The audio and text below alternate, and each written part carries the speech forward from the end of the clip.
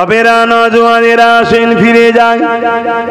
আল্লাহ পাক কিয়ামতের দিনে যখন আলেমে হাক্কানীদেরকে বলবেন যান আপনারা বেহিসাব জান্নাতে চলে যান, ওই আলেম বান্দারা যখন জান্নাতের দিকে যেতে লাগবে ওই সময়তে একদল আল্লাহর বান্দারা তাদেরকে দাঁড় করিয়ে দেবে। এ আল্লাহ পাকের আলেম বান্দারে, আপনারা দুনিয়া জমিনে যখন দ্বীনের প্রচার করতেন আপনাদের পাশে আমরা দাঁড়াতাম, আপনাদের মজলিসে আমরা গিয়ে বসতাম, আপনাদেরকে আমরা সহযোগিতা করতাম, দ্বীনের কাজে আমরা অর্থ সহযোগিতাও করতাম। এক কথায় আপনাদের সঙ্গে আমরা নিসবত জুড়ে রেখেছিলাম, কারণ আপনারা আল্লাহ দ্বীনের জন্য কাজ করছেন। আর আপনারা ওয়াজ করতে করতে বলতেন আলমার ও মান হাব্বা, দুনিয়ায় যে যাকে ভালোবাসবে পরকালে তার সঙ্গে জান্নাতে যাবে। আজকে আপনাকে আমরা দুনিয়ায় সহযোগিতা করেছি, আপনার বিষয়ে কেউ কিছু বললে আমরা নিজেদের সিনাকে আপনার সামনে ঢাল করে দাঁড় করিয়ে দিতাম, আমরা আপনার পাশে দাঁড়াতাম বলে আমাদের উপর অনেক জুলুম অত্যাচার হয়েছে। আজ ময়দানে মাশরে আল্লাহ আপনাদেরকে জান্নাতি ঘোষণা করে দিয়েছে। আপনারা যে নবীর হাদিস শোনাতেন দুনিয়ায় যে যাকে ভালোবাসবে তার সঙ্গে জান্নাতে যাবে, তাহলে আজকে আমরা কেন বাদ যাব? ওই সময় আলেম বান্দারা আবার ফিরে গিয়ে আল্লাহ পাকের আরশাজিমে নিজে সিজদায় পড়ে গিয়ে আরজ করতে লাগবে, ও রাব্বি আল্লাহ, দ্বীনের কথা মানুষকে শোনাতাম, তার মধ্যে এটাও শোনাতাম আল মারউ মা মান হাব্বা, দুনিয়ায় যে যাকে ভালোবাসবে তার সঙ্গে জান্নাতে যাবে। আজকে একদল বান্দা বান্দিরা তারা দুনিয়ার দ্বীনের কাজে আমাদেরকে সহযোগিতা করেছিল, আমাদের সঙ্গে ছিল, আমাদেরকে পেয়ার করত, আজকে দিনে তারা আমাদের কাছে আরজু জানিয়েছে আল্লাহ তাদেরকে আমাদের সঙ্গে জান্নাতি দিয়া হোক। মনে রাখবেন আল্লাহ নবী জানিয়ে দিলে ওই সময় আলেমে হাক্কানীদের কাতারে আল্লাহ পাক তাদেরকেও জান্নাতি বানিয়ে দেবে। আরো জোরে বলুন সুবহান। তরুণেরা আল্লাহ নবী জানিয়ে দিলেন, এ সাহাবারা শোনো, আল্লাহ পাক আমাকে জানিয়েছে আমার উম্মাতদের মধ্যে থেকে এমন উম্মাত আল্লাহ পাঠাবে যাদেরকে ৭০,০০০ এমন উম্মাত পাঠাবে যাদেরকে আল্লাহ কিয়ামতের ময়দানে দাঁড় করাবে না, বেহিসাব আল্লাহ পাক জান্নাতি বানিয়ে দেবে। সাহাবা হুজুররা বলতে লাগলেন, ইয়া রাসূলুল্লাহ হাবিবাল্লাহ, সংখ্যাটা কি একটু বাড়ানো গেল না? ৭০,০০০-এর সংখ্যাটা কি বাড়ানো গেল না? তরুণেরা আল্লাহ নবী বললেন, সাহাবারে আমি আল্লাহকে বলেছিলাম আল্লাহ ৭০,০০০-এর সংখ্যা কি বাড়ানো যায় না? আল্লাহ পাক বলেছেন, হাবিব আপনি যাতে রাজি আমি তাতে রাজি, আপনার খুশির জন্য জানিয়ে দিলাম ওই যে ৭০,০০০ বেহিসাব জান্নাতে যাবে, ওই ৭০,০০০-এর এক এক জনার সাথে আরো ৭০,০০০ করে জান্নাতে যাবে। আমার গৌস পাক তো যাবেই যাবে, হুজুরদের সাথে সাথে আরো ৭০,০০০ আসামিরা যাবে। হযরত জিবরাইল আলাইহিস সালাম বলবেন, ও রাব্বি আল্লাহ, আমি গাওয়া দিয়ে দিলাম আপনার মাহবুবকে, আপনার ভালোবাসাকে আমি জিবরাইলও ভালোবেসে নিলাম। এই বলে যখন রওনা দিচ্ছে আল্লাহ পাক আবার আওয়াজ দেবেন, জিবরাইল এই মেসেজটা হযরত ইসরাফিলকে, হযরত মিকাইলকে, হযরত আজরাইলকে জানিয়ে দাও, আমি আল্লাহ পাক পিরানে পীর দস্তগীর আব্দুল কাদেরকে ভালোবেসে নিয়েছি, তারাও যেন আব্দুল কাদের জিলানীকে ভালোবেসে নেয়। দুনিয়া প্রেমকে লুকায়, চুপি চুপি প্রেম করে, আর আমার আল্লাহ প্রেম খুলে দেয়, যেটা আমার প্রেমিক, এটা আমার প্রেমিক। কেন? আল্লাহ নবী বলেছেন একটা চেন জান্নাতে যাবে, সিলসিলা জান্নাতে যাবে। কিরকম? হয় আল্লাহ ওয়ালা হও, নয় আল্লাহ ওয়ালাদের সাথী হও। যদি আল্লাহ ওয়ালাদের সাথী নাও হতে পারো, যারা আল্লাহ ওয়ালাদের সাথী তাদের সঙ্গে সম্পর্ক রাখো, এই চেনটা জান্নাতে যাবে। জোরে বলুন সুবহানাল্লাহ। আমার রাসূল বলছেন, আমার আব্বার কথা শোনাচ্ছি না যে রেখে দিকে যে আলী আকবর সিদ্দিকীর কথা শুনবো না, আমার নবীর কথা বলছি। এক চুল পরিমাণ সন্দেহ ঢুকে গেল ঈমান চলে যাবে। যেন আল্লাহ তার মাহবুবদের পাওয়ার দিয়ে, দুনিয়ায় যদি তুমি কাউকে ভালোবাসো, তার জন্য তুমি যদি কিছু কথা শুনতে পারো, তার সুপারিশ যদি তুমি শুনতে পারো, যারা আল্লাহর বন্ধু, আল্লাহ তার বন্ধুদের সুপারিশ শুনবে না? এজন্য এই চেনটা দিয়েছে, হয় আল্লাহ ওয়ালা হয়ে যাও, আর না হয় আল্লাহ ওয়ালাদের বন্ধু সাথী হও। যদি বন্ধু সাথী হতে নাও পারো, ব্যস্ততা, যেতে পারো না, যারা যাতায়াত করে বন্ধুত্ব করে তার সাথে বন্ধুত্ব রাখো, তার মাধ্যম দিয়ে খোঁজ লাও, হুজুর কেমন আছে, কে ভালো আছে, কথা বুঝা যায়। এই যে ভালোবাসা, এই তিনটে লোক অর্থাৎ ওলি, ওলির পিছনে তার সাথী বন্ধু, তার সাথে তার অনুসারী বন্ধু, এই তিনটে দল জান্নাতে যাবে। জোরে বলুন সুবহানাল্লাহ।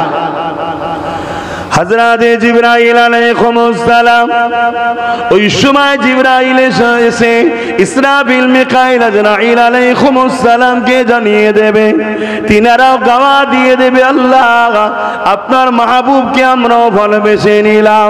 আল্লাহ পাক এই জায়গাতে ক্ষান্ত হই না গো, আমার আল্লাহ পাক জানিয়ে দেবেন জিবরাইল রে, পুরো আসমানের মধ্যে ঘোষণা করে দাও, আমার যত ফেরেশতা আছে সবাইকে বলে দাও, আমি আল্লাহ বড় পীর আব্দুল কাদেরকে ভালোবেসেছি, তারা সবাই যেন আমার পিয়ার, আমার ভালোবাসাকে ভালোবেসে না।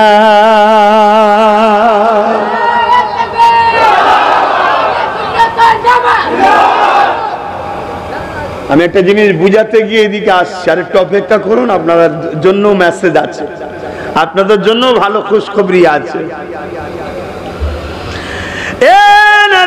তরুণেরা, আল্লাহ নবী জানিয়ে দিলেন, ওই সময় সমস্ত আসমানের ফেরেশতারাও গাওয়া দিয়ে দেবে।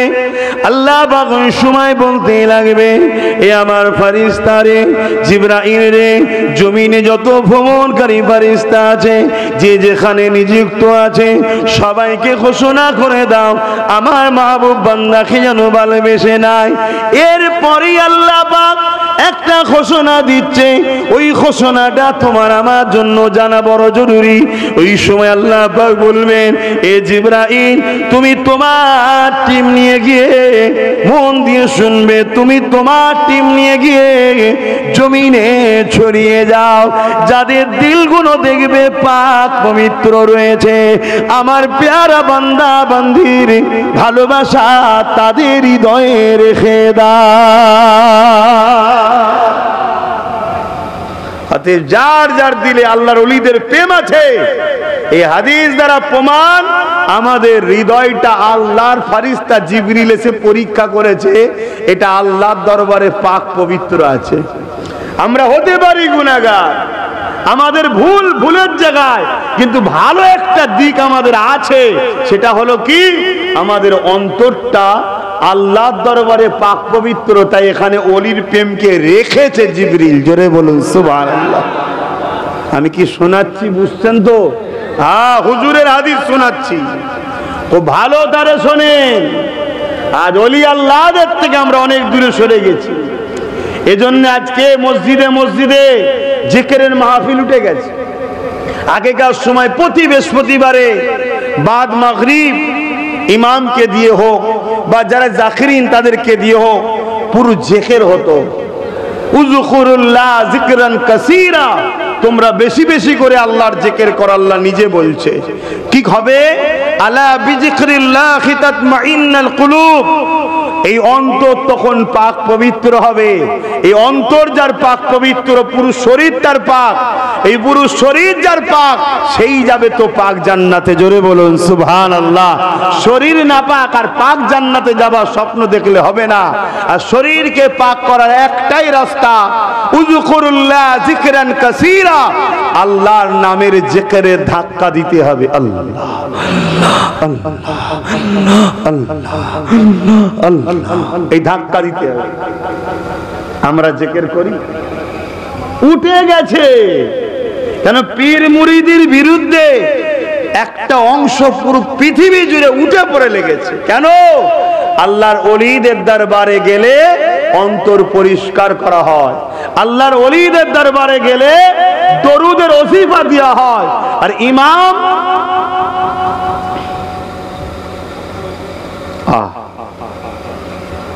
ইমামে গাজ্জালি হুজুর বলছেন, নবীর প্রেম দুই দিক দিয়ে হয়। এক, নবীর জীবনী পড়ো, আর নবীর উপরে বেশি বেশি দরুদ পড়ো। জোরে বলুন সুবহানাল্লাহ। আল্লাহর ওলিদের দরবারে গেলে ওলিরা দরুদের সবক দেয়। ঈশান নামাজ বাদ এই দরুদ 1000 বার পড়বে, কি 500 বার পড়বে, প্রতিদিন তুমি পড়বে। আগেকারে মুরব্বী বাপেরা যারা জিকির করেছে তারা জানে, কথা বুঝে আসছে। সেসব কোনো বড় প্ল্যান করে তুলে দেওয়া হয়েছে। আর এই তুলেছে কারা? ভেতরের দুশ্মনেরা। আর কেন তুলানো হয়েছে? বাইরের দুশ্মন অর্থ দিয়েছে, তুলে দে। কেন? তুললেই তো ইমানটা দুর্বল। আর ইমান দুর্বল যদি হয়ে যায়, ও যতই বলুক 250 কোটি পৃথিবীতে আছি আমরা, কিচ্ছু করতে পারছি না। যতই বলুক ভারতবর্ষে 40 কোটি আছি, কিচ্ছু করতে পারছি না। আর এক মঈনুদ্দিন আজমিরি করে দেখিয়ে দিয়েছে। জোরে বলুন সুবহানাল্লাহ। এক মুজাদ্দিদ আলপেসানি করে দেখিয়ে দিয়েছে। জোরে বলুন সুবহানাল্লাহ। আর আজকে আমরা কি করছি বুঝতে পারছেন তো নাকি? আমাদের মেন পাওয়ার কোনটা? ইমান। ইমান, সেই ইমানের পাওয়ার বার করে নেওয়া হচ্ছে বড় প্ল্যান করে। আপনি ভাবছেন আরে নামাজ, দাড়ি, টুপি, জুব্বা, পাগড়ি, মৌলানা, মুফতি, আহা এই লোকটা কখনো খারাপ হতে পারে? অথচ তার পিছনে কোটি কোটি ডলার টাকা দেওয়া হচ্ছে। কি কাজ? নামাজের বেলায়, রোজার বেলায় ঠিক আছে, হজের বেলায় ঠিক আছে, দান খায়রাতের ঠিক আছে, মেন গোড়াটা তুলে লাও। গাছের ডালপালা ফলমূল কাটতে যাস না, নজরে পড়ে যাবে। এই ডাল কাটছিস কেন না? বলবে না, বলবে না। অতএব গাছের পানি দিবার নাম করে, গাছের যত্ন নিবার নাম করে গাছের গোড়ার মূলটাতে গরম পানি দিয়ে মেরে দে। ভাই গাছের গোড়া যদি গরম পানি দিয়ে মেরে দেয় কি হবে বলেন? ডালপাতা ফলমূলা থাকবে? একটু হ্যাকি না বলেন? আমার অসুবিধা হচ্ছে, বুঝাচ্ছি বলে কষ্ট হচ্ছে, দুটো ঘটনা বলে চলে যাবো, কি পাবে তোমরা? হ্যাঁ, একটু বোঝো, বোঝো। ভুলের মাপ আছে, ভুলের মাপ আছে। সারা পৃথিবী পরিমাণও যদি কেউ গুনাহ করে যায়, যদি সে একদিন না একদিন ঈমান থাকলে আযাব খেটে হলো মাফ পেয়ে জান্নাতে যাবেই। জোরে বলুন সুবহানাল্লাহ। আর পৃথিবী পরিমাণ নেকি করেছে, কিন্তু এই মূল শেষ, সে জাহান্নামে ঢুকবে আর কোনোদিন, জোরে বলুন, বেরোবে না। হাদিসে কুরসির মধ্যে আল্লাহ পাক জানিয়ে দিলেন, এ দুনিয়া মানুষেরা আমার পেয়ারা বান্দা, আমার মাহবুব বান্দাদের বিরোধী যারা করছো, তোমরা প্রস্তুত হয়ে নাও। কাল কিয়ামতের ময়দানে আমি আল্লাহ তোমাদেরকে যুদ্ধের ঘোষণা দিচ্ছি। তোমাদের ঘরে আমার সঙ্গে যুদ্ধ করতে হবে। কেন? তোমরা আমার মাহবুব পেয়ারা বান্দাদের বিরোধী করেছো। আর তোমরা যদি আমার মাহবুব বান্দাদের সঙ্গে মহব্বত রাখো, ভালোবাসা রাখো, তাদের সোহবতে উঠা বসা করো, মনে রেখে দিও আমি আল্লাহ পাক বড় দয়ালু। যদিও তোমাদের কোনো ভুল হয়ে যায়, আমি আল্লাহ গফুর ও গফফার, দয়াময় মাফ করে দিতে পারি। যদি মাফ নাও করি, দুনিয়ায় বিমার দিয়ে, মুসিবত দিয়ে ওই গুনাহকে মাফ করিয়ে নিয়ে হলো আমি আল্লাহ আমার মাহবুব বান্দাদের সাথীদের ঘরে তাদের সাথেই জান্নাতি বানাবো। কেননা নবী আমার জানিয়ে দিয়েছে, বুখারী শরীফের হাদিস, এক গ্রাম্য মানুষ চলে আসলো, আল্লাহ নবীকে জিজ্ঞাসা করলে, ইয়া রাসূলুল্লাহ হাবিবাল্লাহ, কিয়ামতটা কবে হবে? আল্লাহ নবী বললে, বাবা ছেলের কিয়ামত অবশ্যই একদিন হবে। মা'আদাত্তালাহা, তবে তুমি কিয়ামতের জন্য কি করেছো? ওই যুবকটা বলতে লাগলো, ফাকামাদাতুলাহা কাসীরা সালাতি ওয়া সিয়ামি, ইয়া রাসূলুল্লাহ হাবিবাল্লাহ, বেশি বেশি নামাজ রোজা করতে পারিনি, ফরজ ওয়াজিব সুন্নতে মুআক্কাদাটুকু করেছি, ইল্লা তবে আন্নী উহিব্বুল্লাহ রাসূলুহু, আমার হৃদয়ে, আমার কলবে, আমার অন্তরে সব থেকে বেশি আল্লাহ ও রাসূলকে ভালোবাসি। নবী আমার বলেন, ভালোবাসায় কি হবে? আল্লাহ নবী বলেছিলেন, আল মারউ মা মান হাব্বা, দুনিয়ায় যে যাকে ভালোবাসবে পরকালে আল্লাহর জান্নাতে তার সাথে থাকবে। আরো জোরে বলুন সুবহান।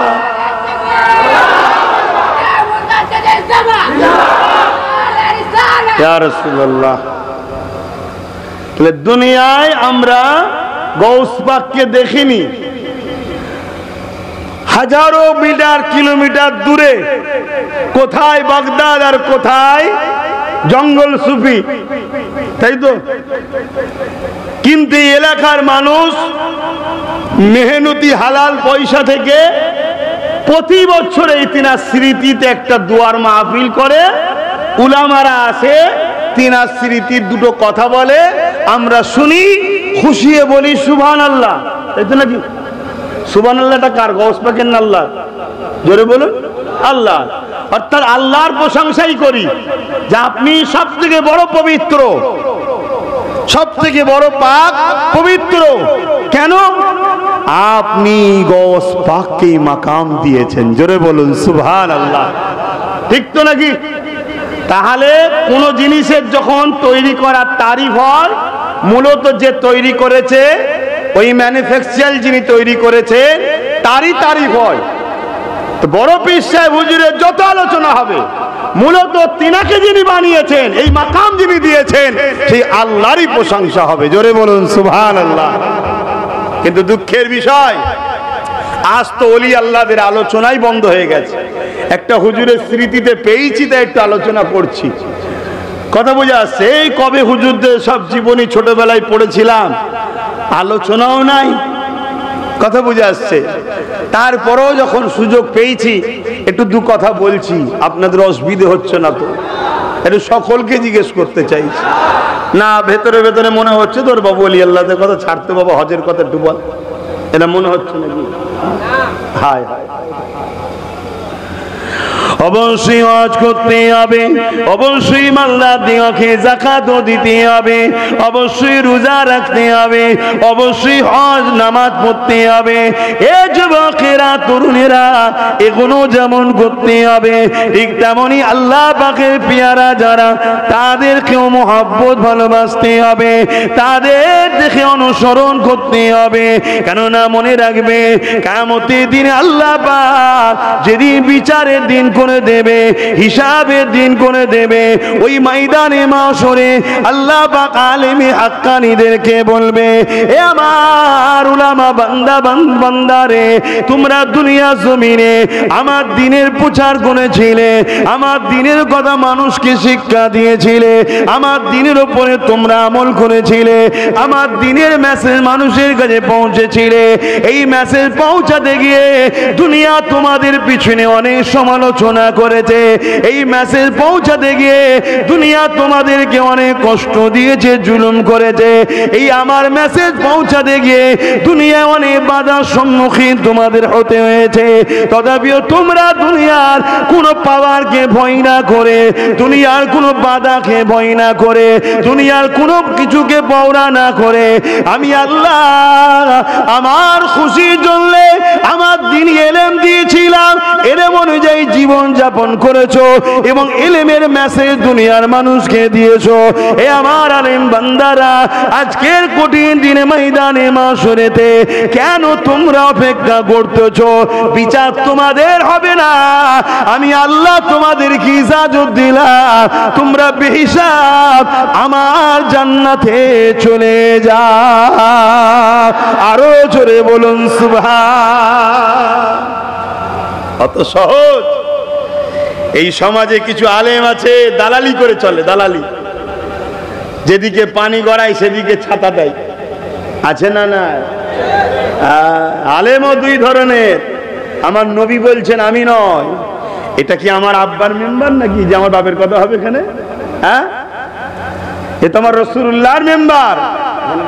দিন পরে আছে, কেউ যুবক আসো হট করে পাইনি, আপনি বসেন না। আমার রাসূল বলছেন আলেম দুই ধরনের, খায়রুল উলামা, শাররুল উলামা। একদল আলেম হবে, ইলম অর্জন করেছে, জ্ঞান পেয়েছে, আল্লাহ তাকে কোরআনের জ্ঞান, হাদিসের জ্ঞান, দ্বীনের জ্ঞান দিয়েছে, কিন্তু সেই জ্ঞান তাগুতি শক্তির দুনিয়া শাসকের কাছে বিক্রি করে তাদের দালালি করেছে। এদেরকে বলা হয় শাররুল উলামা। আর এক দল হলো খায়রুল উলামা, যারা ইলম অর্জন করেছে, ডায়ে বায়ে সামনে পিছনে দেখেনি, আল্লাহর রেজার জন্য, আল্লাহর খুশির জন্য হক কথা বলে। এরা হলো খায়রুল উলামা। এই উলামাদের ঘরে আল্লাহ কিয়ামতের দিন বলবে, যাও তোমরা দুনিয়ায় আমার পক্ষে থাকার জন্য কত তোমাদের উপর জুলুম হয়েছে, কত বাধা হয়েছে। যেমন একটা উদাহরণ দিচ্ছি, বিছখানে এই ভারতবর্ষে যখন ব্রিটিশ হুকুমত ছিল, এই ভারতবর্ষ ব্রিটিশ যখন শোষণ করছিল, ওই ব্রিটিশের আমলে একজন উলামা ছিলেন, তিনি হক কথা বলতেন, হকবাদী ছিলেন। তাই তিনাকে ব্রিটিশ হুকুমত জোর করে বন্দি করেছিল, বন্দি করে জেলে রেখে দিয়ে তেনাকে সাজা দিবার জন্য ব্যবস্থা করলেন।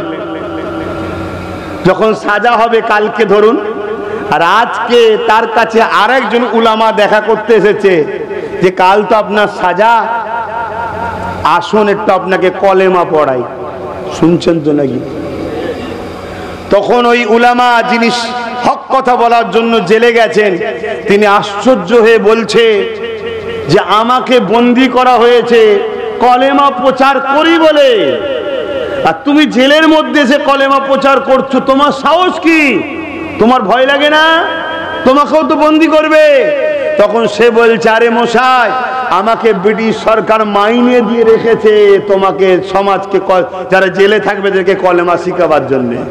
তাহলে কি বুঝলেন? একদল সরকারের মাইনের মৌলানা হয়, আর একদল আল্লাহর পক্ষের মৌলানা হয়। আল্লাহর পক্ষে যারা হয় তাদের নমুনা হলো যুগের জালিম শাসকের সঙ্গে তাদের সবসময় ঝগড়া হবে। এটা হলো হক আলেমের পেহচান, টক্কর থাকবেই। আপনি কোন আলেমের কথা বলবেন বলুন, আমি বলে দিচ্ছি সেই সময়ের জালিমের সঙ্গে তেনার ঝগড়া ছিল। সব থেকে বড় ইমামে আজম হযরত আবু হানিফা নু'মান বিন সাবের, তেনাকে সেই সময় জালিম শাসক ডিস্টার্ব করেছে না করে না? ইমাম বুখারী তিনার উপরে এত জুলুম করেছে, তিনি বুখারা ছেড়ে চলে গেছে, তিনার এলাকা ছেড়ে চলে গেছে।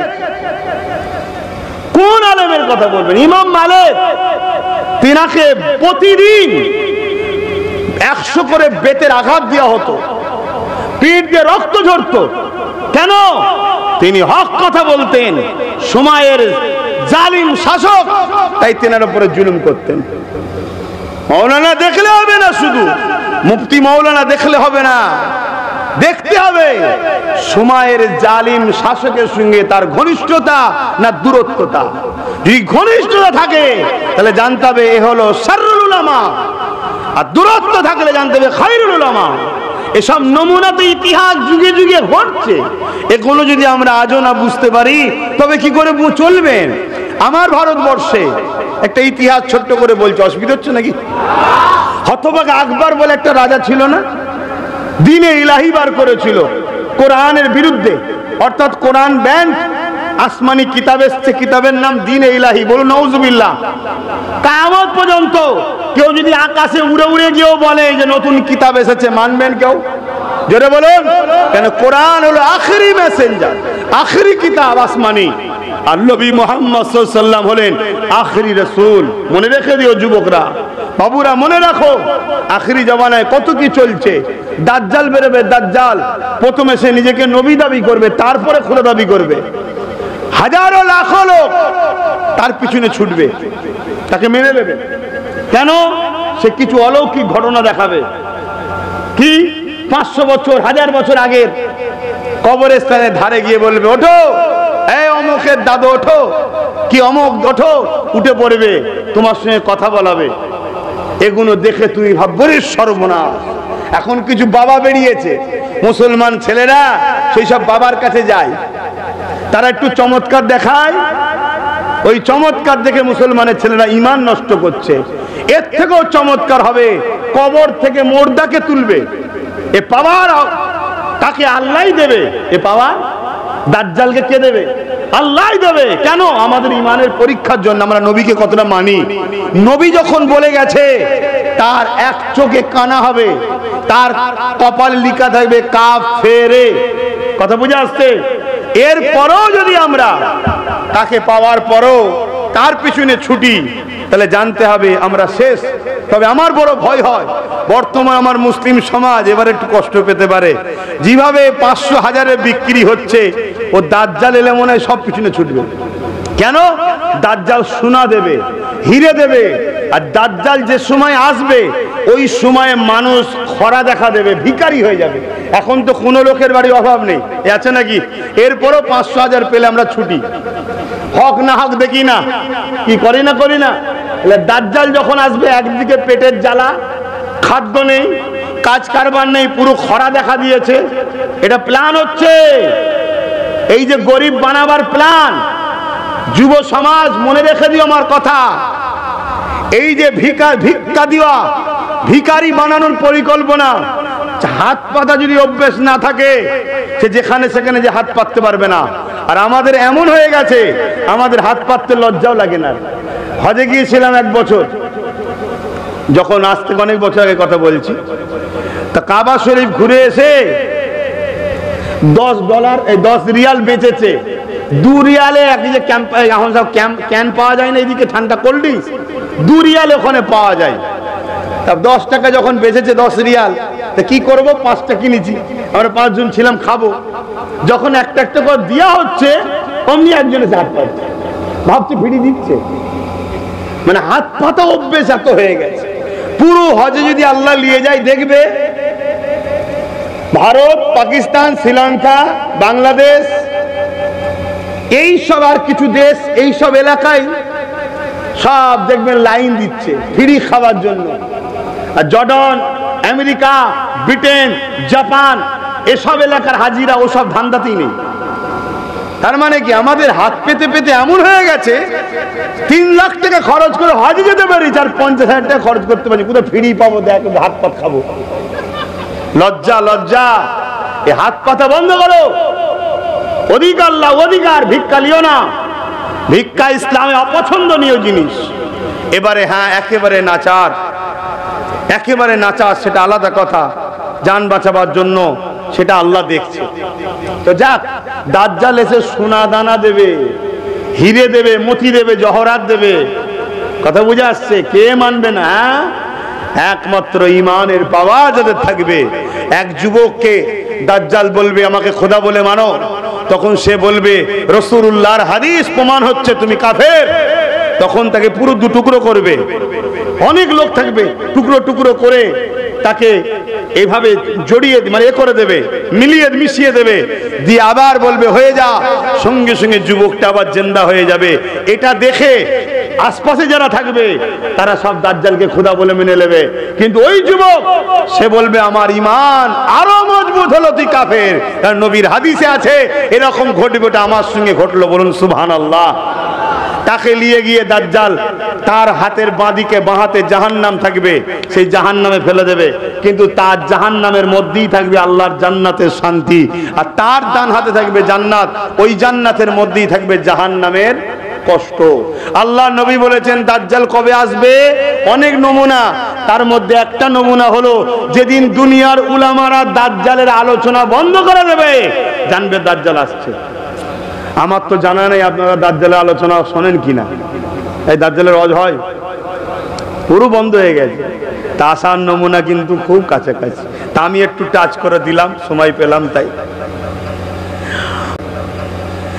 বাবেরা নওজওয়ানেরা আসেন ফিরে যায়।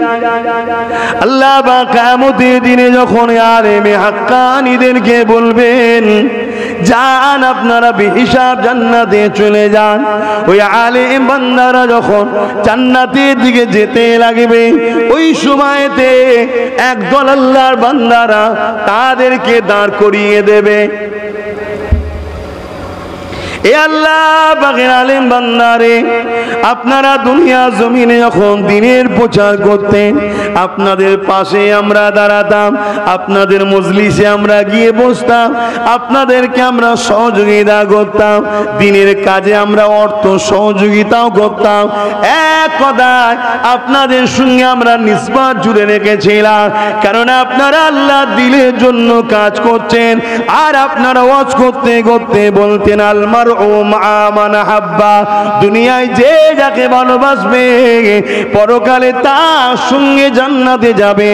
আজকে আপনাকে আমরা দুনিয়ায় সহযোগিতা করেছি, আপনার বিষয়ে কেউ কিছু বললে আমরা নিজেদের সিনাকে আপনার সামনে ঢাল করে দাঁড় করিয়ে দিতাম, আমরা আপনার পাশে দাঁড়াতাম বলে আমাদের উপর অনেক জুলুম অত্যাচার হয়েছে। আজ ময়দানে মাশরে আল্লাহ আপনাদেরকে জান্নাতি ঘোষণা করে দিয়েছে। আপনারা যে নবীর হাদিস শোনাতেন দুনিয়ায় যে যাকে ভালোবাসবে তার সঙ্গে জান্নাতে যাবে, তাহলে আজকে আমরা কেন বাদ যাব? ওই সময় আলেম বান্দারা আবার ফিরে গিয়ে আল্লাহ পাকের আরশাজিমে নিজে সিজদায় পড়ে গিয়ে আরজ করতে লাগবে, ও রাব্বি আল্লাহ, দিনের কথা মানুষকে শোনাতাম, তার মধ্যে এটাও শোনাতাম আল মারউ মা মান হাব্বা, দুনিয়ায় যে যাকে ভালোবাসবে তার সঙ্গে জান্নাতে যাবে। আজকে একদল বান্দা বান্দিরা তারা দুনিয়ার দিনের কাজে আমাদেরকে সহযোগিতা করেছিল, আমাদের সঙ্গে ছিল, আমাদেরকে পেয়ার করত, আজকে দিনে তারা আমাদের কাছে আরজু জানিয়েছে আল্লাহ তাদেরকে আমাদের সঙ্গে জান্নাতি দিয়া হোক। মনে রাখবেন আল্লাহ নবী জানিয়ে দিলে ওই সময় আলেমে হাক্কানীদের কাতারে আল্লাহ পাক তাদেরকেও জান্নাতি বানিয়ে দেবে। আরো জোরে বলুন সুবহান। এই যুবকেরা তরুণেরা, আরো একটা হাদিসের কথা মনে পড়েছে। আল্লাহ নবী একদিন সাহাবা হুজুরদের দরবার মজলিসে আসলেন, হুজুরা মুবারক থেকে এসে সাহাবাদের মজলিসে এসে উপস্থিত হলেন। সাহাবাদের কাছে রাসূল বড় খুশি খুশি রয়েছে। সাহাবা হুজুররা বলতে লাগলেন, ইয়া রাসূলুল্লাহ হাবিবাল্লাহ, আজ আপনার চেহারাতে বড় খুশি খুশি লাগছে, কারণটা কি জানার অধিকার রয়েছে? প্রশ্ন কিভাবে করছে দেখেছে? কারণটা কি জানার অধিকার আছে? সব কথা সবার জানার অধিকার আছে নাকি? কথা বলে অধিকার নেই। ধরুন কেউ আপনার নেতৃত্ব দিচ্ছে, আপনাকে তার পিছনে আপনি আছেন, সে আপনাকে বললো এই দিকে যাও কি ওই দিকে যাও, আপনি জিজ্ঞেস করতেন কেন যাব? সব কথা যদি বলে দিয়ে হয়, আপনারা 50 জন আছে, তার মধ্যে একজন 2 নম্বর মুনাফিকও আছে, সে তো মুনাফিকটা জেনে জানিয়ে দেবে, ঠিক না বেঠিক? এই জন্যে মানলে মানার মতো মানতে হয়, মানলে মানার মতো মানতে হয়, কিন্তু সে মানার লোক আছে কই? আছে কই? বড় দুঃখ আমার, আছে কই? তরুণেরা, আল্লাহ নবী জানিয়ে দিলেন, এ সাহাবারা শোনো, আল্লাহ পাক আমাকে জানিয়েছে আমার উম্মাদের উম্মাতের মধ্যে থেকে এমন উম্মাত আল্লাহ পাঠাবে যাদেরকে 70,000 এমন উম্মাত পাঠাবে যাদেরকে আল্লাহ কিয়ামতের ময়দানে দাঁড় করাবে না, বেহিসাব আল্লাহ পাক জান্নাতি বানিয়ে দেবে।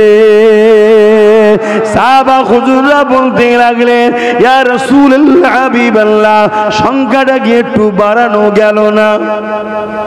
70,000-এর সংখ্যাটা কি বাড়ানো গেল না? তরুণেরা, আল্লাহ নবী বললেন, সাহাবারে আমি আল্লাহকে বলেছিলাম, আল্লাহ 70,000-এর সংখ্যা কি বাড়ানো যায় না? আল্লাহ পাক বলেছেন, হাবিব আপনি যাতে রাজি আমি তাতে রাজি, আপনার খুশির জন্য জানিয়ে দিলাম ওই যে 70,000 বেহিসাব জান্নাতে যাবে, ওই 70,000-এর এক এক জনার সাথে আরো 70,000 করে জান্নাতে যাবে। আমার গৌস পাক তো যাবেই যাবে, হুজুরদের সাথে সাথে আরো 70,000 আসামিরা যাবে। কারা যাবে? আসামি। হ্যাঁ, অনেকে বলে নবীর শাফাআত কি আর আমি পাবো? আল্লাহর ওলিরা পাবে। তো ওলিদের জন্য শাফাআত কি দরকার? আসামির জন্য তো শাফাআত দরকার, ঠিক তো নাকি গো? আসামি যে হবে তার জন্য তো সুপারিশ দরকার, যে আল্লাহ ভুল করে ফেলেছে, আল্লাহ ছেড়ে দেন। নবীর শাফাআত গুনাহগারদের জন্য। জোরে বলুন সুবহানাল্লাহ। কিন্তু অনেকে তো শাফাআতও অস্বীকার করে। আপনারা করেন নাকি? হ্যাঁ, খুব সাবধান। এই আবার বললাম, এটা ভেতরের গাদ্দা। কেউ যদি নবীর শাফাআত অস্বীকার করে তার মধ্যে ঈমান চলে যাবে। আর ঈমানবিহীন যত মুসলমানই থাকুক না কেন, তাদের মসজিদ মাদ্রাসা কবরস্থান দখল হয়ে যাবে, কিচ্ছু করতে পারবে না। শুনছেন না শোনেননি? আমি তো সব ঘুরে দেখছি, আমি তো ঘুরে দেখছি। ছোট হুজুর পীর কেবলা বলতেন, इसके का क्या मजा है किसी आशिक से पूछना चाहिए, लाखों मुस्लिम है मगर ईमान में कामिल नहीं। मुसलमान लाख लाख কিন্তু ঈমানে কামিল কই? ঈমান দরকার না? ঈমান, আমি আবার একবার বীজখানে টাচ করছি। ঈমান কি? ঈমান কি? লা ইউমিনু আহাদুকুম হাত্তা আকুনা হাব্বা ইলাইহি মিন ওয়ালিদিহি ওয়া ওয়ালাদিহি ওয়ান নাস আজমাইন। অপর হাদিস শরীফ, সালাসুন মান কুন্না ফীহি ওয়াজাদা বিহিন্না হালাওয়াতাল ঈমান, মান কানা আল্লাহু ওয়া রাসূলুহু হাব্বা ইলাইহি মিম্মা সিওয়াহুমা ওয়া মান আহাব্বা আবদান লা ইউহিব্বুহু ইল্লা লিল্লাহ, ইলা আখিরিল হাদিস। ঈমান কি? হযরত ওমর ফারুক বসে আছেন, রাসূল হাদিস বলছে, তোমাদের টাকা পয়সা জমি জায়গা ঘর বাড়ি ছেলে পুলে নেতা কেতা, শুনছেন তো নাকি, এমনকি নিজের জানের থেকেও বেশি মুহাম্মদ রাসূলকে যে না ভালোবাসবে তার মধ্যে ঈমান নাই। আমার কথা শুনছেন? শুধু একবার বলেছে রাজ্যে আন্দোলন করা যাবে না, সব ভয় ঢুকে বসে আছে, বলছে আমরা মুসলমান। কি গো, কষ্ট হয়ে গেল? তাহলে জানতে হবে ঈমান গেছে, জানতে হবে ঈমান গেছে। সংসার করতে হবে, ব্যবসা করতে হবে, কারবার করতে হবে, রাজনীতি করতে হবে, লেনদেন করতে হবে, হিন্দু মুসলিম খ্রিস্টান জৈন আদিবাসী মানুষ মানুষের সঙ্গে মিশবে, এ সব জায়েজ। কিন্তু যখনই মিশতে গিয়ে টক্কর আল্লাহ রসুল বীজখানে এসে যাবে, তখন হলো পরীক্ষা শুরু। তুমি আল্লাহ রসুলের দিকে যাও না ওই দিকেই থাকো, এটা হলো পরীক্ষা। ধরো আব্বাস সিদ্দিকী জিন্দাবাদ, আব্বাস ভাইজান জিন্দাবাদ, মিশছো না? আল্লাহ না করুক তার আগে যেন আল্লাহ আমার মরণ দেয়, বলুন আমিন। কোন একটা দিন আমার সাথে নবী পাকের টক্কর হয়ে গেছে, নাউজুবিল্লাহ। এই বিষয়ে বুঝাতে গেলেও ভয় লাগছে, আমি আমারলে বুঝাবো নি বাবা, দরকার নেই। আমি অন্য কারো উদাহরণ দিয়ে বলছি। ধরো তোমার একজন কোন নেতা আছে, সেই নেতাকে তুমি ভালোবাসো, দুনিয়াদারি চলছে, উঠছো বসছো, ঠিক আছে, এটা দুনিয়াদারি করতে হবে তোরে বাবা, কেন করবে না, করো। কিন্তু তোমার ওই নেতার কিছু কথা বা কিছু কাজ তোমার নবীর দ্বীনের বিরুদ্ধে চলে গেছে, তোমার নবীর দ্বীনের ক্ষতির কারণ হচ্ছে, এই জায়গায় জানবে তোমার পরীক্ষা শুরু হয়েছে পারে। তখন যদি তুমি সেই নেতার সাথে এখনো থাকো, জানতে হবে তোমার মধ্যে ঈমান নাই। চলে আসো, পৃথিবীর মুফতি মাওলানা লিয়াস আমার সামনে বসাও।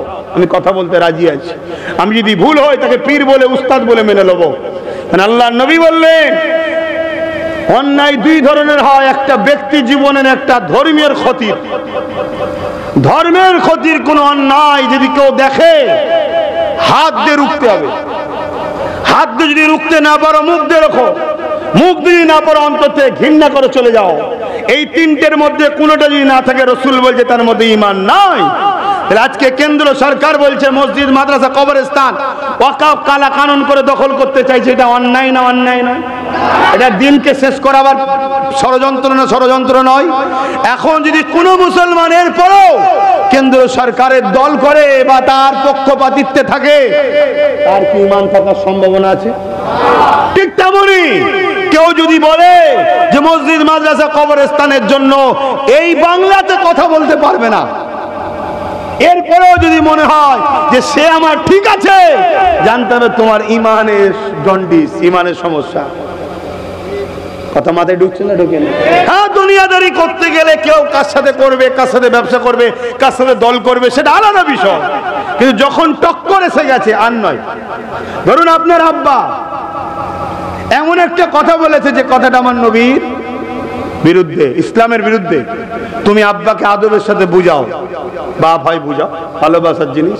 বাপ শুনছে না, দুবার বুঝাও শুনছে না, তিনবার বুঝাও শুনছে না, তারপরেও যদি তুমি বাপকে প্রাধান্য দাও, জানবে ওই বাপ এর হাতেই আল্লাহ তোমাকে জিল্লাত করবে এবং তোমার ঈমান ধ্বংস হয়ে যাবে।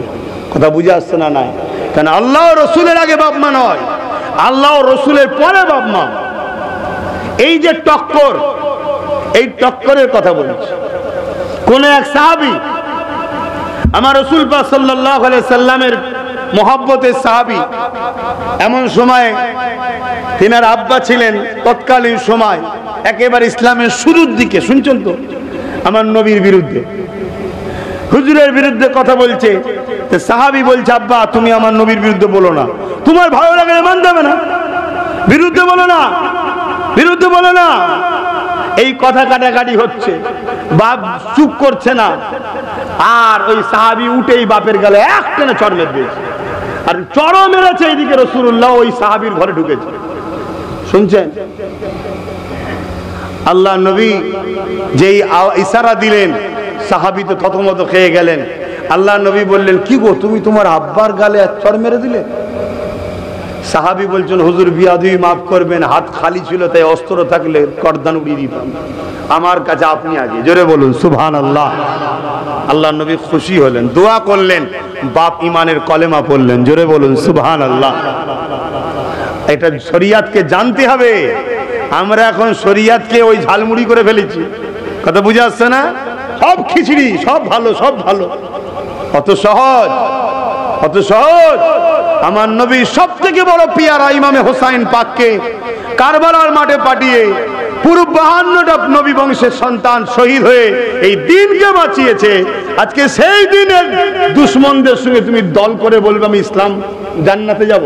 হ্যাঁ, আমি জান্নাতে যাব। অতএব কথা এসেছিল, একটু বলে দিলাম। তো বীজখানে আরো একটা কথা জানতে চাই, এই ওয়াকফ কালা কানুনের বিরুদ্ধে আন্দোলনের দরকার আছে না নাই? হাত তুলে সাক্ষী দেন, দরকার আছে না নাই? আন্দোলন করলে তো তোমার রাজ্য সরকার রেগে যায় বলছে। আন্দোলন করবে? কারা কারা করবে হাত তুলে দেখাও। আলহামদুলিল্লাহ। সামনে কাল সোমবার, পরের সোমবার যদি তোমাদের এলাকার কোনো জায়গায় প্রোগ্রাম করি, খবর পেলে একটু যাওয়া যাবে? কাজ কাম ছেড়ে যাওয়া যাবে তো নাকি? এই যে সামনে কাল সোমবার, এর পরের সোমবার যাওয়া যাবে? এই তোমাদের আশপাশেই কোনো জায়গায় যদি একটা প্রোগ্রাম করি, হ্যাঁ, কি যেতে পারবে তো নাকি? না দোকান চালাতে হবে, ইনকাম করতে হবে, না ব্যবসা? হ্যাঁ, 50 বছর ধরে একটা জায়গায় বসতি করত। শোনো, 50 বছর ধরে তিল তিল করে জায়গা জমি ঘর বাড়ি করেছে 50 বছর ধরে। সেই জায়গাকে বোলডুজার দিয়ে ভেঙে পুরো 15-20 হাজার লোকের বস্তি বাড়ি সব ভেঙে শেষ করে দিয়েছে। খোদার মার দেখেছো? হুজুর আপনি খোদা? হ্যাঁ, খোদার বিনা হুকুম ছাড়া গাছের পাতা লড়ে না। তাহলে আমার দেশের প্রধানমন্ত্রী কি হবে খোদার বিনা হুকুম ছাড়া হয়? আমরা আল্লাহ রসুল থেকে দূরে সরে গেছি, এজন্য জালিমকে বসিয়ে আল্লাহ আমাদেরকে টাইট দিচ্ছে। এরকম কথা কি কোরআনে নাই? সূরা বাকারা খুলুন, আল্লাহ কোরআনে বলছে তোমরা আমাকে আর আমার হাবিবকে ছেড়ে যাদেরকে প্রাধান্য দেবে তাদের হাতে আমি আল্লাহ তোমাদেরকে মিটাবো। শুনছেন তো নাকি? ব্যবসা করো, দল করো, যার যাকে ভালো লাগে করো, আমার কোনো আপত্তি নাই। কিন্তু যখন তোমার দল, তোমার নেতা, তোমার নেত্রী, তোমার দলের লোক ইসলাম কোরআন দিনের দুশমন হয়ে দাঁড়াবে, তখন সেই দল সেই নেতাকে তালাক দিতে হবে। রাজি আছো না নাই? তবেই তুমি মুমিন মুসলমান। আর না হয় দুনিয়ায় হয়তো কিছুদিন গায়ে হাওয়া লেগে নেবে, তোমার আগে পুলিশ থাকবে, পিছনে পুলিশ থাকবে, তোমার হয়তো অনেক গাড়ি বাড়িও দুনিয়ায় হবে, কিন্তু মনে রাখবে মরণ বেশি দূর নয়। আর আমাদের তো গড় এখন 70-80, 40-এ এত কমিয়ে দিলে তো গড় তোমাদের এখন 70-80। এই তো কটা দিন দেখতে দেখতে চলে যাবে। আর 70-80 তো পরে মরণ হবে, মরার আগে দুনিয়াতে ওই ঠিকই বলেছে 40 পার হওয়ার পরেই যেন আজাবে দুনিয়া। ঠিক না বে? ঠিক বাপেরা বলেন না একটু, এ দুনিয়া আর ভাল লাগছে না, ঘরে শান্তি আছে না বাইরে শান্তি আছে। বাইরে বেরোলেও কেউ বসতে নিচ্ছে না বুড়ো, আর ঘরে গেলেও কেউ গুরুত্ব দিচ্ছে না, কেউ খেয়াল রাখছে না, তাই না? হাতের সময় থাকতে থাকতে ভাবুন, বাপেরা নওজওয়ানেরা পরিবর্তন হয়ে যান। এ নওজওয়ানেরা কিয়ামতের দিনেতে কঠিন দিন হবে, যে দিন সম্বন্ধে আল্লাহ নবী সাহাবা হুজুরদেরকে জানিয়েছে। এ বাবা সাহাবারা ময়দানে মাশরের জন্য আল্লাহ পাকের কাছে বেশি বেশি করে কাঁদবে। সাহাবা হুজুররা বললেন, ইয়া রাসূলুল্লাহ হাবিবাল্লাহ, ময়দানে মাশরটা কেমন হবে? কারণ আপনি বারবার ময়দানে মাশরের কথা বলে। আল্লাহ নবী বলেছিলেন, এ বাবা সাহাবারা, ময়দানে মাশরে এমন বাপ পাওয়া যাবে, ছেলেকে জমিনে শুইয়ে দিয়ে তার বুকের উপরে পা দিয়ে দাঁড়িয়ে যাবে। শোনেন মন দিয়ে, ময়দানে মাশরে এমন ছেলে পাওয়া যাবে, নিজের বাপকে জমিনে শুইয়ে দিয়ে তার বুকের উপরে পা দিয়ে দাঁড়িয়ে যাবে। আজকে যে বাপেরা হালাল হারাম দেখা দেখি নেই, লুটে পুটে চুরি করে আর করে চিটিংবাজি করে ছেলে কি করে বড় হবে, ছেলের জন্য টাকা জড়ো করছে। কিয়ামতের দিনে রাসূল বলছে ছেলে বাপকে শুইয়ে দিয়ে তার বুকের উপরে পা দিয়ে দাঁড়াবে, আর বাবা ছেলেকে শুইয়ে দিয়ে তার বুকের উপরে পা দিয়ে দাঁড়াবে। এক কথাই মা মেয়ে, মেয়ে মায়ের উপরে যার উপরে যার জোর চলবে জমিনে শুইয়ে দেবে, তার বুকের উপরে পা দিয়ে দাঁড়াবে। সাহাবারা জিজ্ঞেস করছেন, হুজুর কারণ কি? আল্লাহ নবী বললেন, সূর্যের তাপেতে জমিনটা পুড়ে যেমন লোহা লাল হয় ওরকম লাল হয়ে যাবে, দাঁড়াতে পারবে না। শুনছো? একটু ভাবো, আজ মরলে কাল কি জানা যায়? মিনহা খালাকনাকুম ওয়া ফিহা নুঈদুকুম ওয়া মিনহা নুখরিজুকুম তাহারাতান উখরা। না হুজুর যাবে না নেতা যাবে, আসবে কামলিওয়ালা মা আমিনার লাল আসবে খবরে, জানো তো নাকি? হ্যাঁ, কিন্তু সেখানে কি প্রশ্ন করা হবে? মুহাম্মদ সাল্লাল্লাহু আলাইহি সাল্লামকে দেখিয়ে বলা হবে, ইনার সম্বন্ধে তোমার দুনিয়ার ধারণা আকীদা কি ছিল বলো। শুনছেন তো নাকি? হ্যাঁ, তুমি যদি সেই নবীর দিনের না হও, আরে উপকার যদি করতে নাও পারো, ক্ষতি তো করো না। তুমি আমি তো ক্ষতি করে ফেলছি। তোমার আমার সাপোর্টে কেউ ক্ষমতায় আসছে, আর সে ক্ষমতায় এসে তোমার এই পাশের সীতাপুরের মাদ্রাসার 11টা শিক্ষক বন্ধ করে রেখেছে। চলে যাও, আমি গল্প বলছি না। আলী আকবর সিদ্দিকীর বেটা জুলফিকার সিদ্দিকীর পোতা, জবানার মুজাদ্দিদের বংশের আওলাদ, নবী খানদানের সন্তান। যাও সীতাপুরে 11টা শিক্ষক নেই, আমার টাইটেল মাদ্রাসার 14টা নেই। রিসেন্ট রফিক সাহেব চলে গেল, আর একটা মনে বেড়ে গেছে।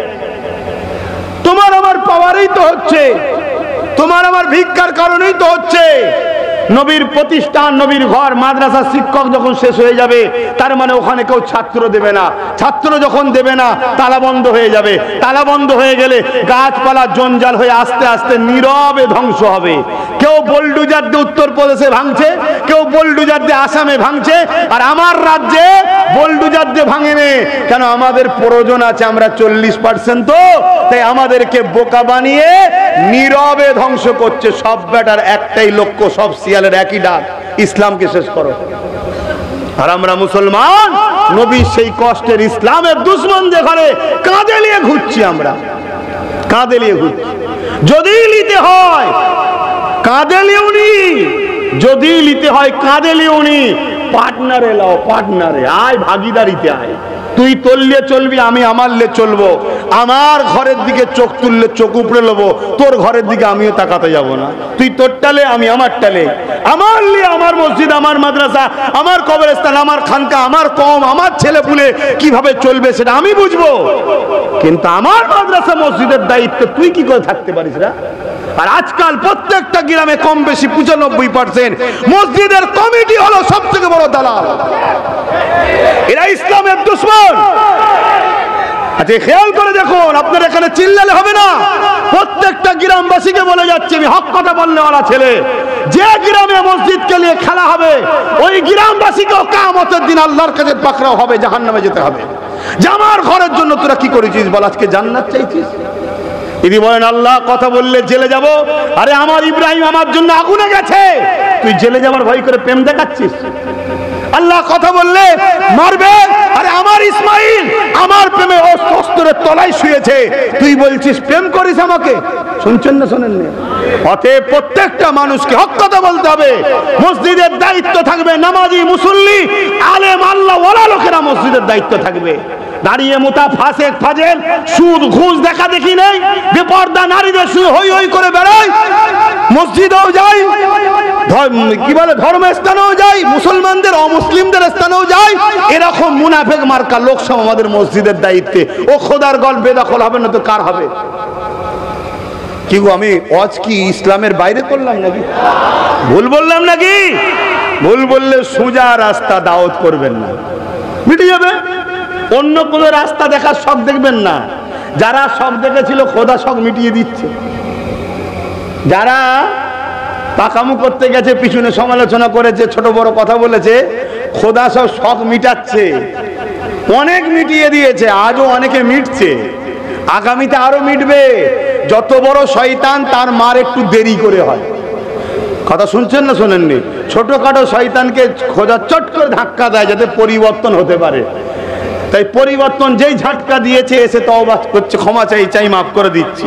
মাফ করাও দায়িত্ব আমার নয়, আল্লাহ নবী ধরবে আমায় যে মাফ করলিনি কেন, কিন্তু চাইতে হবে ক্ষমা তোমায়। শুনছেন না শোনেননি? তা সব থেকে ভালো রাস্তা দাওয়াত করবেন।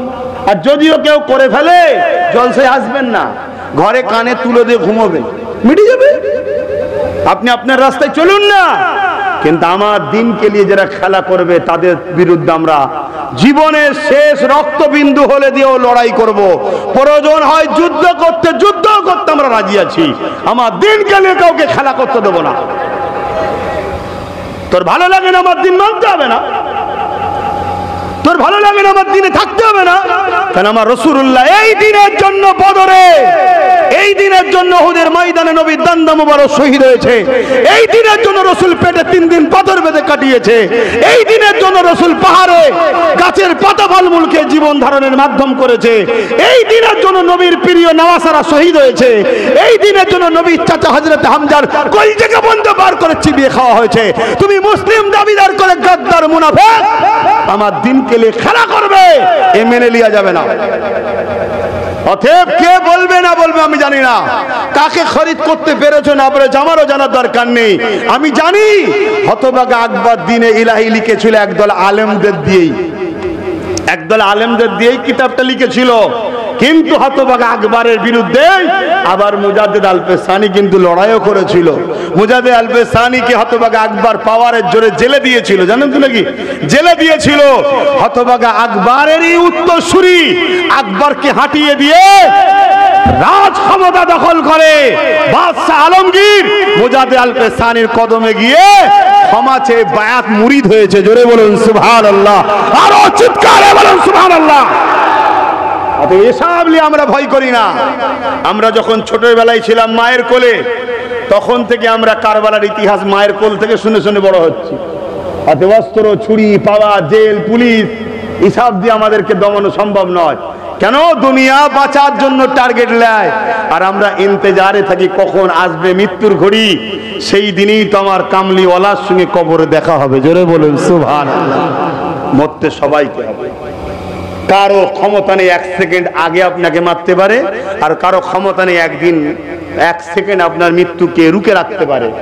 অতএব সবটাই যখন আল্লাহর ক্ষমতার হাতে, জুলুম করতে আমি বলছি না, অন্যায়ের বিরুদ্ধে কথা বলার নাম ইসলাম, অন্যায়কে মিটাবার নাম ইসলাম, ন্যায়ের পক্ষে থাকার নাম ইসলাম।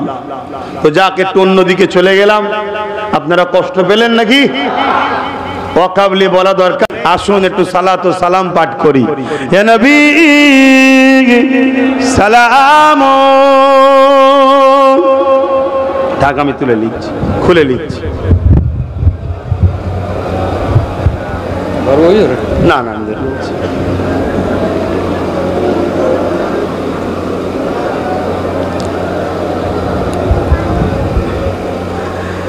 আলেম ওলামা ইমামদের নিয়ে আমি একটা গোপনে নাম, ফোন নাম্বারের তালিকা তৈরি করছি।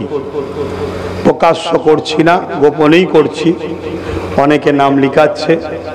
আমার টার্গেট, যেদিন আমরা একটা বড় সংখ্যায় আলেম ওলামা ইমাম এক জায়গায় হয়ে যাব, সেদিন আমরা একসাথে প্রকাশ হব।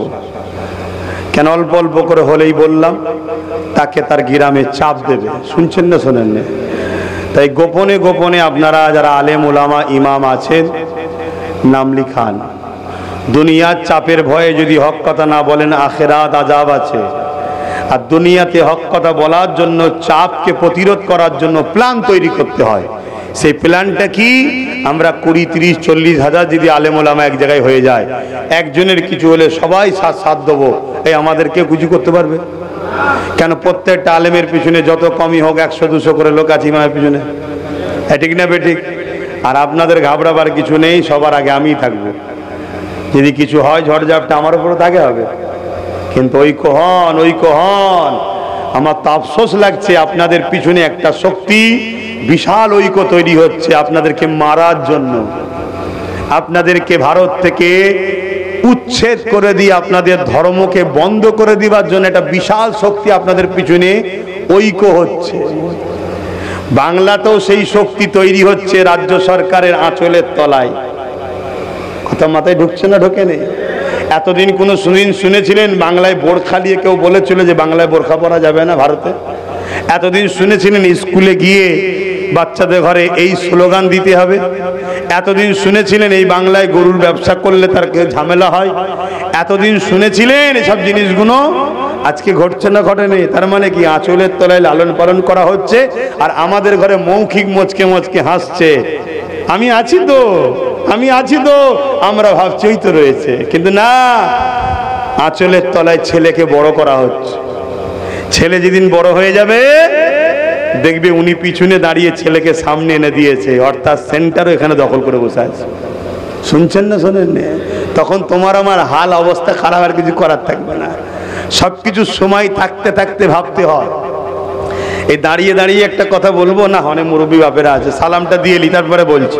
সালাম দিয়ে বলছি, আসেন ইয়া নবী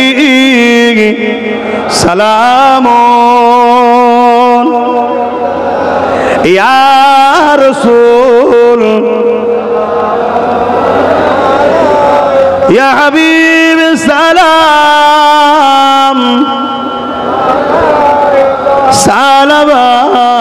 সালাওয়াতুল্লাহ। কঠিন হাসরের দিনে কি আছে মোদের কপালে, গুনাহগার উম্মাত আপনার লইবেন সঙ্গে মাশরে নবী সালাম ইয়া রাসূল ইয়া হাবিব